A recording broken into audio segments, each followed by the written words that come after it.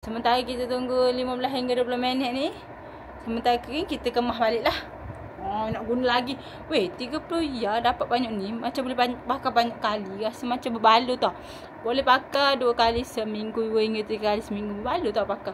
Bau dia sedap dia punya ni. Oh, sedap sangat bau dia. Dia kering lah. Kita tunggu feedback dia. Fani. Okay, kalau nak boleh tekan ambil kuning saya. Bagus dia Mika punya produk ni. Dia bukan setakat jual sekerak je tau. Bukan kalau kita kan 30 ya kan kita dapat macam kita dapat benda gitu je kan. Macam bodoh-bodoh ni semua kita kena beli. Tapi dia Mika punya founder ni dia bagus tau. Dia 30 ya dia bagi belaka. Baru-baru bekah. Memang murah sangat weh.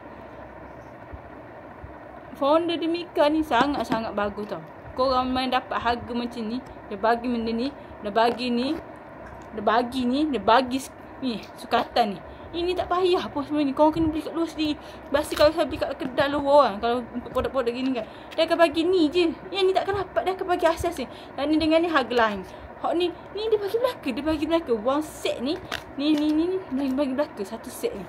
30 ya je. Korang rasa? Murah kan? Tak tahu lah founder Mika ni kenapa bagi murah sangat. Aku tak tahu. Kalau nak, boleh tekan ambil kuning saya.